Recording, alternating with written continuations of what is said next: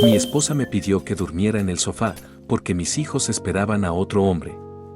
Esa noche empezó como empiezan las tragedias que nadie ve venir, con una frase pequeña, casi amable, pronunciada sin mirarme a los ojos, cuando mi esposa me pidió que durmiera en el sofá como si fuera una simple cortesía. No discutí porque después de 10 años de matrimonio había aprendido que las discusiones siempre tenían un ganador que no era yo. Tomé una almohada, una manta y caminé hacia la sala sintiéndome un invitado en mi propia casa mientras el sofá crujía bajo mi peso recordándome que no dormía ahí desde que los niños eran bebés. Desde el pasillo escuché sus risas demasiado emocionadas para una noche común y pensé que era una película, un juego, cualquier cosa que no fuera lo que mi intuición gritaba en silencio. Mi esposa cerró la puerta del dormitorio con cuidado como si no quisiera despertarme, como si yo ya estuviera dormido. Apagué la luz de la sala y me quedé mirando el techo repasando cada momento reciente en busca de una señal que hubiera ignorado porque las últimas semanas habían sido raras, con miradas largas, mensajes ocultos y silencios que se extendían más de lo normal. A medianoche escuché pasos pequeños corriendo por el pasillo y voces susurrando un nombre que no era el mío. Mi corazón dio un salto que me dejó sin aire cuando entendí que no estaban jugando. Me incorporé en el sofá conteniendo la respiración con la sensación de que algo irreversible estaba a punto de ocurrir. Desde el cuarto de los niños salió una risa adulta grave, segura, demasiado familiar y al mismo tiempo completamente ajena. Apreté los puños porque en ese instante supe que el sofá no era un castigo sino una preparación. Más adelante una sola palabra escuchada detrás de la puerta cambiaría para siempre mi lugar como padre y como esposo. Me levanté despacio del sofá como si el suelo pudiera delatarme. Cada paso era una traición a la calma fingida que había mantenido durante años. Avancé por el pasillo oscuro sintiendo como la casa respiraba de una forma distinta, ajena, como si ya no me perteneciera. Me detuve frente a la puerta del cuarto de mis hijos y apoyé la mano en la madera tibia mientras del otro lado escuchaba palabras suaves, palabras que yo solía decirles antes de dormir. Frases que reconocía pero dichas con una voz que no era la mía. Mi estómago se contrajo cuando uno de ellos rió y dijo que por fin había llegado, que lo habían estado esperando todo el día. Quise entrar, quise abrir esa puerta y reclamar lo que era mío, pero algo me congeló al escuchar a mi esposa responder con un tono que hacía años no usaba conmigo, un tono lleno de alivio, de seguridad, de hogar. Entendí entonces que yo no estaba afuera por casualidad sino por diseño, que el sofá no era una solución temporal sino una frontera. Retrocedí un paso sin hacer ruido mientras mi mente reconstruía escenas pasadas con una claridad cruel, las llamadas tarde, las visitas inesperadas, los cambios sutiles en la rutina de los niños. Todo encajaba demasiado bien. Regresé al sofá con la sensación de que mi vida había seguido adelante sin mí y me senté en la oscuridad escuchando cómo el reloj avanzaba lento, cada segundo marcando el tiempo que llevaba siendo reemplazado. Fue entonces cuando escuché la frase que me partió en dos. Dicha con inocencia pero cargada de verdad: mamá, mañana también vendrá nuestro verdadero papá. Y en ese instante supe que no solo había perdido mi lugar en la cama, sino también el derecho a seguir fingiendo que esa familia aún era mía, porque más adelante descubriría que esa palabra no había sido un error infantil, sino una verdad cuidadosamente ensayada durante años. No dormí esa noche. Me quedé sentado con la espalda hundida en el sofá mientras la casa se llenaba de un silencio pesado, uno distinto al de otras madrugadas, porque esta vez no era paz sino espera. Y cuando amaneció escuché pasos que no reconocí como propios, una presencia que se movía con demasiada confianza por mi cocina. El sonido de una taza apoyándose en la mesa me atravesó más que cualquier grito. Me levanté despacio y lo vi de espaldas sirviéndose café como si siempre hubiera vivido ahí. Alto, relajado, usando una camisa que yo mismo había comprado años atrás y que misteriosamente había desaparecido de mi armario, se giró y me sonrió con una familiaridad insultante, como si yo fuera el invitado incómodo. Mis hijos aparecieron detrás de él y sus rostros se iluminaron de una forma que hacía tiempo no veía cuando me miraban a mí. Corrieron a abrazarlo llamándolo papá sin dudarlo ni un segundo, sin corregirse, sin miedo. Mi esposa salió del cuarto y al verme su expresión no fue de culpa sino de resignación, como si ese encuentro fuera inevitable, como si solo hubiera estado postergándolo. Nadie explicó nada y sin embargo todo estaba dicho. Desayunaron juntos mientras yo permanecía de pie sintiéndome invisible. Cada risa era un recordatorio de que yo había sido reemplazado sin previo aviso. Quise gritar, exigir respuestas, Pero algo dentro de mí necesitaba escuchar la verdad completa antes de romperlo todo, así que fingí calma y acepté sentarme con ellos, porque intuía que ese hombre no había llegado de la nada, que su presencia era solo la punta de algo mucho más profundo. Y mientras observaba cómo mis hijos repetían gestos que jamás les enseñé, entendí que la traición no había comenzado esa noche, sino mucho antes, en un pasado que estaba a punto de salir a la luz y que explicaría por qué nunca fui tan padre como creí. El desayuno terminó sin que nadie levantara la voz, sin escenas, sin explicaciones, como si yo fuera un mueble más de la casa que todos aprendieron a ignorar. Mis hijos se fueron a su habitación con él, mostrándole dibujos, juguetes y recuerdos que yo creía haber construido junto a ellos, mientras mi esposa me pidió que habláramos más tarde con una serenidad que me resultó insoportable. Salí al patio para respirar porque el aire dentro de la casa me estaba asfixiando y ahí entendí algo que me golpeó con más fuerza que cualquier confesión. Nadie actuaba con culpa porque para ellos esto no era una traición reciente sino una normalidad finalmente revelada. Recordé entonces pequeños detalles que siempre pasé por alto. Las veces que mis hijos me preguntaron por qué no me parecía a ellos, los comentarios sobre que yo era diferente, las miradas incómodas cuando alguien insinuaba que se parecían a mí. Todo había estado frente a mis ojos y yo elegí no verlo porque la verdad era demasiado grande para aceptarla. Cuando mi esposa salió al patio y cerró la puerta detrás de ella, supe que ya no había vuelta atrás. Me miró largo rato antes de hablar, como si estuviera buscando al hombre al que alguna vez amó y no encontrara nada. Me dijo que no quería que los niños sufrieran, que había esperado el momento correcto, que las cosas se habían complicado más de lo planeado, y mientras hablaba entendí que yo nunca había sido parte de esa ecuación, que mi papel había sido llenar un vacío temporal hasta que la verdad pudiera sostenerse sola. Mis manos temblaban pero mi voz salió extrañamente calmada cuando le pregunté desde cuándo, y su silencio fue la respuesta más cruel, porque en ese silencio se escondían años de mentiras, decisiones y encuentros que yo jamás sospeché, y más adelante descubriría que el origen de todo no fue una infidelidad común, sino un acuerdo que se selló mucho antes de que yo creyera formar una familia. Se sentó frente a mí en la mesa del patio como si estuviéramos cerrando un trato y no desmantelando una vida, respiró hondo y empezó a hablar con una honestidad tardía que dolía más que el engaño. Me dijo que lo conoció antes que a mí, que él siempre estuvo ahí pero nunca quiso asumir responsabilidades, que cuando quedó embarazada buscó estabilidad y yo aparecí en el momento exacto con mis planes, mi trabajo estable y mis ganas de formar una familia. Me dijo que me quiso a su manera y que creyó que el amor podía construirse con el tiempo, pero que la sangre siempre pesa más cuando los niños empiezan a hacer preguntas. Me explicó que él regresó hace años, que no fue una irrupción repentina sino un regreso planeado. Visitas esporádicas, regalos sin nombre, excusas que yo acepté sin cuestionar. Cada palabra era un golpe que encajaba con recuerdos que ahora se reescribían solos. Entendí por qué los niños tenían secretos conmigo, por qué a veces se callaban cuando yo entraba a la habitación, porque su complicidad no me incluía. Quise saber si alguna vez pensó en decirme la verdad y bajó la mirada al admitir que sí, pero que siempre encontraba una razón para postergarlo, una fecha mejor, un momento menos doloroso, hasta que la mentira se volvió rutina. Me dijo que él quería ser parte de la vida de sus hijos y que ya no aceptaba seguir siendo una sombra, que los niños lo pidieron, que no podía negarles eso, y entonces comprendí que la decisión ya estaba tomada mucho antes de aquella noche en el sofá. Yo solo estaba alcanzando la última escena. Sentí una calma extraña al aceptar que no podía competir contra una historia que había empezado antes que yo.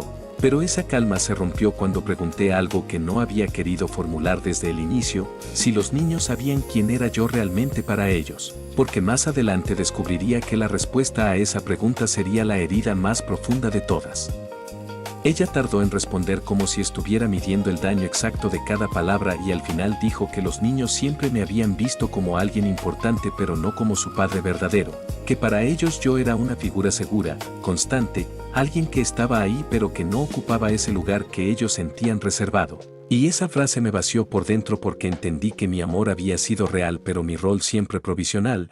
Me explicó que cuando él reapareció de forma estable decidió contarles la verdad poco a poco, primero como un amigo especial, luego como alguien del pasado, hasta que finalmente lo llamaron papá sin que ella tuviera que corregirlos. Dijo que no quería que yo me enterara de golpe, pero que ya no podía seguir ocultándolo porque los niños estaban cansados de fingir. Me levanté de la silla sintiendo que el suelo se movía bajo mis pies y entré a la casa buscando algo que me anclara a la realidad, pero todo parecía pertenecerle a otra versión de mi vida: las fotos familiares, los dibujos en el refrigerador, las vacaciones que ahora sabía que compartían un nombre ausente.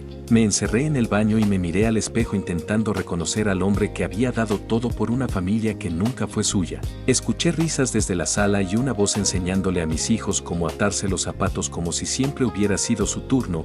Quise odiarlos, pero no pude porque ellos no habían mentido. Solo habían aceptado la verdad que los adultos les ocultaron. Salí del baño con los ojos secos y una decisión formándose lentamente en mi pecho: no iba a suplicar ni a competir ni a humillarme por un lugar que jamás me correspondió, pero tampoco iba a desaparecer sin entender cada pieza de esa historia, porque algo dentro de mí necesitaba saber hasta dónde llegaba la traición y qué más me habían ocultado. Y más adelante descubriría que el engaño no solo me había robado una familia, sino también algo que legalmente seguía atándome a ellos de una forma que ninguno esperaba. Esa misma tarde pedí salir a caminar para despejar la cabeza y nadie intentó detenerme. Esa indiferencia fue más elocuente que cualquier discusión. Recorrí calles que había caminado miles de veces con la sensación de estar viviendo una despedida silenciosa. Cada recuerdo se superponía con la nueva verdad hasta deformarse. Volví al anochecer decidido a hacer preguntas que había evitado durante años, y fue entonces cuando mi esposa mencionó algo que no estaba en la conversación.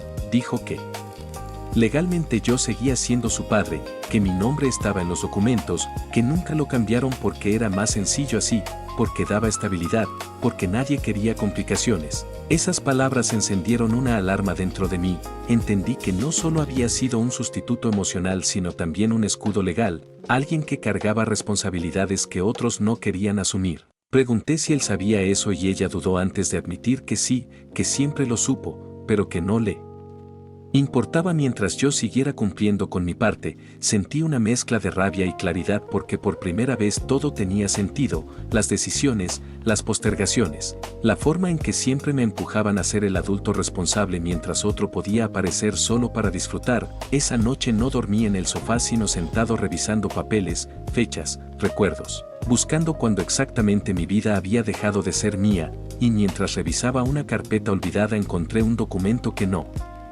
recordaba haber firmado, uno que explicaba por qué nunca me dijeron la verdad antes, y supe que al leerlo estaba cruzando un punto del que ya no habría retorno, porque más adelante ese papel cambiaría por completo el equilibrio de poder que hasta entonces me había mantenido en silencio. Leí ese documento con las manos temblando mientras la casa dormía como si nada estuviera pasando.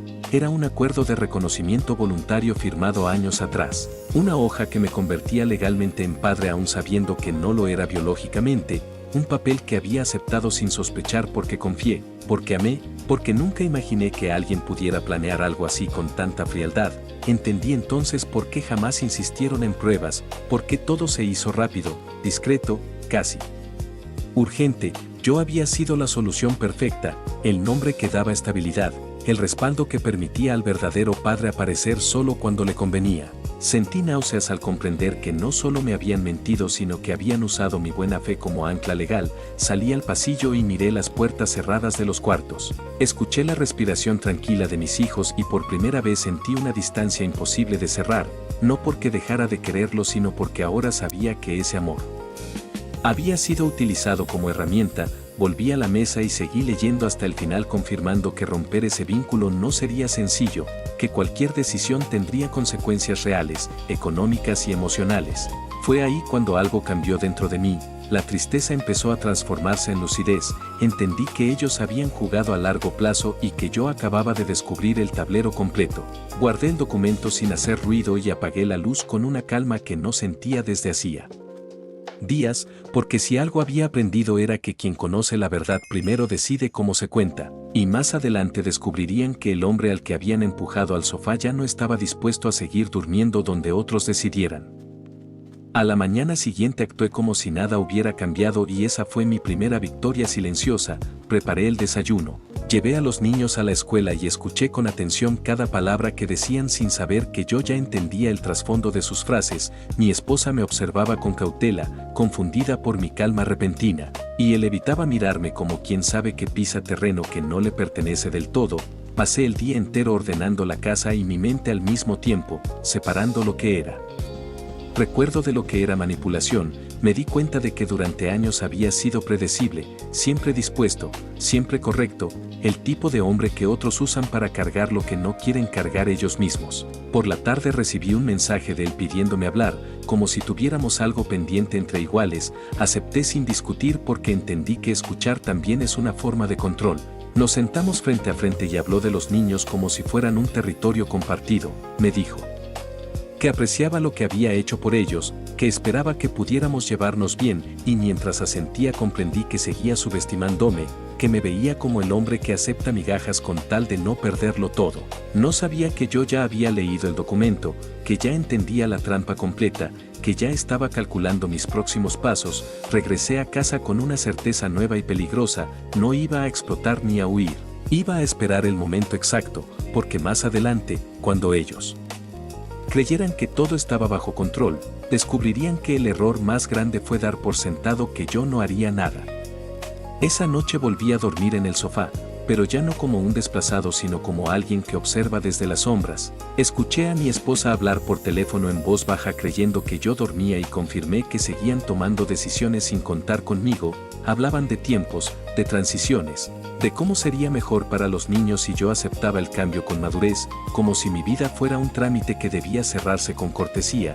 Me quedé inmóvil grabando cada palabra en mi memoria porque entendí que la verdad no solo libera sino que también arma. Al día siguiente pedí una copia completa de todos los documentos familiares con la excusa de ordenar papeles antiguos y nadie sospechó nada. Revisé fechas, firmas, responsabilidades, obligaciones que habían recaído sobre mí sin que yo las cuestionara, y cuanto más leía más claro veía el patrón. Yo era el respaldo cuando algo salía mal y el estorbo cuando todo parecía estable. Empecé a notar el nerviosismo de mi esposa al verme tan tranquilo, la forma en que evitaba mis preguntas directas, porque el silencio calculado siempre inquieta más que la rabia. Por dentro ya no había caos sino estrategia. Sabía que cualquier movimiento impulsivo me haría perder. Así que seguí siendo el hombre comprensivo, el que no hace escenas, el que duerme donde le dicen, mientras en mi mente se cerraba un círculo que ellos nunca vieron formarse, porque más adelante, cuando creyeran haber ganado sin consecuencias,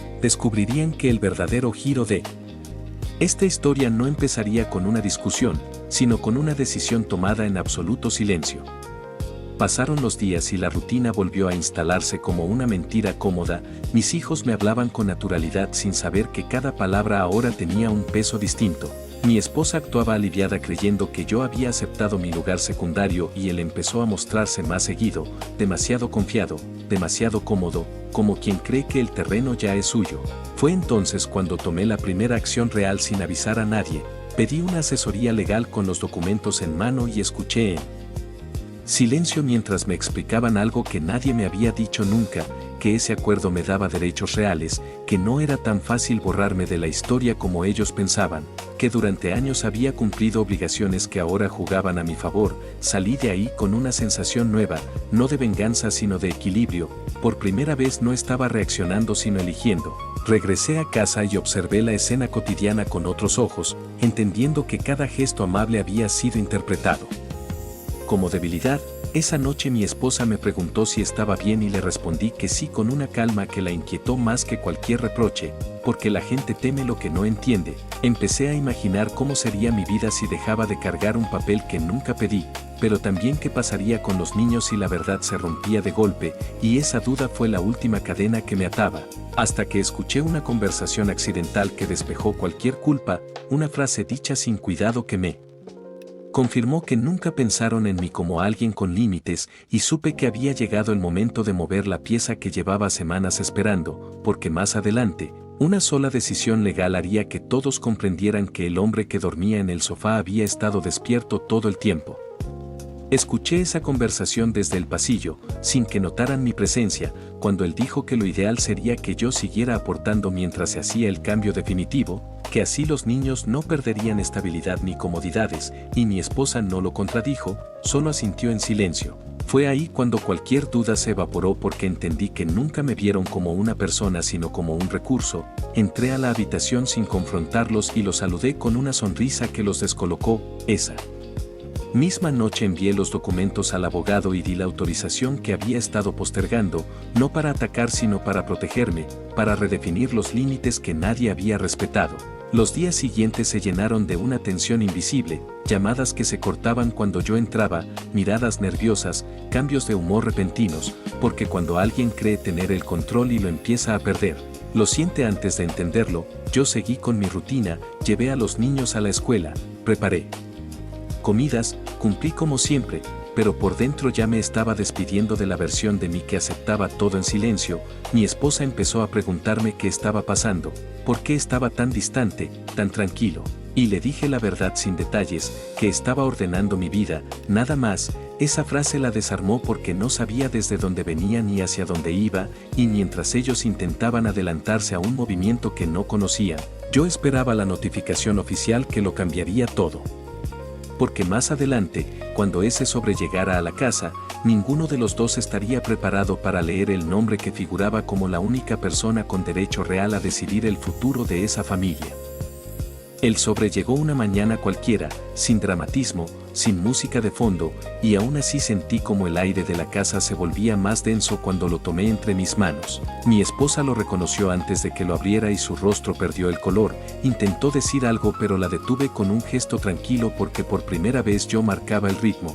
Leí el contenido en silencio confirmando lo que ya sabía, que legalmente yo no era una figura secundaria sino el responsable pleno, el único que había cumplido sin condiciones durante años. Él apareció en la sala intentando entender qué pasaba y cuando escuchó las palabras correctas su seguridad se desmoronó en segundos. Empezó a hablar de acuerdos verbales, de promesas, de lo mejor para los niños, pero esta vez nadie lo escuchaba con indulgencia. Mi esposa pasó de la negación al pánico al comprender que habían construido todo sobre la idea de que yo nunca reaccionaría, que siempre cedería por amor o costumbre.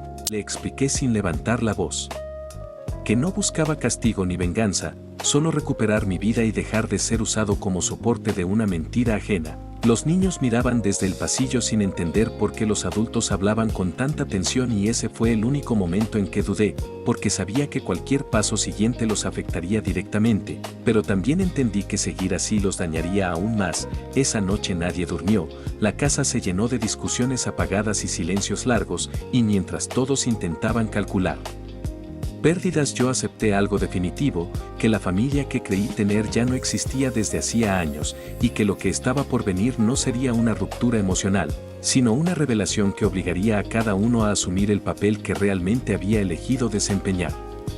Los días siguientes fueron un desfile de intentos por recomponer lo irreparable. Mi esposa habló de terapia, de acuerdos, de pensar en los niños. Él habló de responsabilidades compartidas y de empezar de cero, como si el pasado pudiera borrarse con buenas intenciones. Yo escuché todo con una serenidad que no sabía que tenía porque ya había tomado la decisión más difícil. Expliqué que no iba a pelear por afecto ni a mendigar un lugar que nunca me dieron de verdad, que asumiría mis derechos y también mis límites, que los niños merecían estabilidad pero no a costa de una mentira perpetua. Les dejé claro que seguiría presente mientras se definía el camino legal, pero que no aceptaría seguir siendo el respaldo invisible de nadie. Mi esposa lloró al entender que esta vez no había marcha atrás, que el hombre paciente y predecible había desaparecido.